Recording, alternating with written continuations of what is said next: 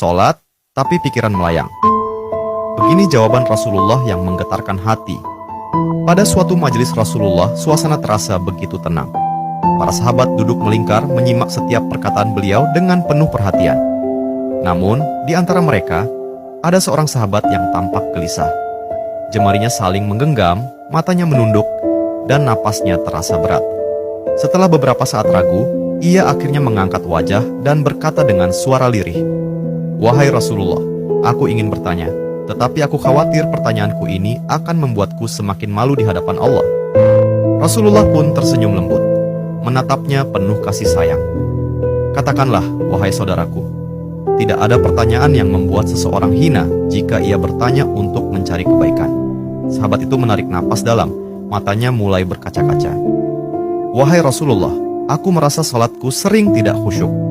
Kadang aku mengingat urusan dunia, kadang pikiranku melayang entah kemana. Aku takut salatku tidak diterima oleh Allah. Apakah dengan salat seperti itu, aku tetap mendapatkan pahala?" Suasana majelis seketika menjadi hening. Para sahabat lainnya ikut menunduk, merasakan kegelisahan yang sama. Mereka tahu betapa beratnya pertanyaan itu. Namun, yang terjadi setelahnya benar-benar di luar dugaan.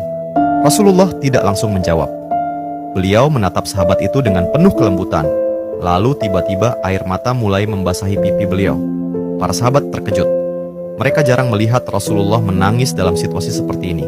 Dengan suara bergetar, beliau berkata, "Demi zat yang jiwaku berada di tangannya, sungguh setan tidak akan pernah berhenti berusaha mencuri bagian dari sholat seorang hamba hingga ia teralihkan.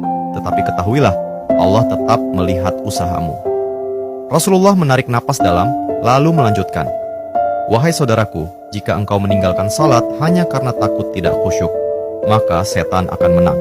Tetapi jika engkau tetap berusaha salat meski pikiranmu teralihkan, ketahuilah bahwa setiap kali engkau berusaha kembali kepada Allah dalam salatmu, saat itulah Allah menyambutmu." Mendengar itu, sahabat tersebut tak mampu menahan tangis. Begitu pula para sahabat lainnya.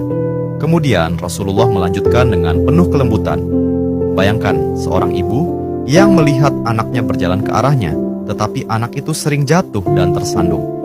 Apakah sang ibu akan marah? Tidak.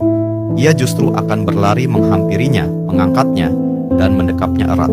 Itulah Allah. Ia lebih penyayang daripada seorang ibu kepada anaknya. Selama engkau terus kembali, Allah akan selalu menerimamu." Air mata mengalir di pipi sahabat itu.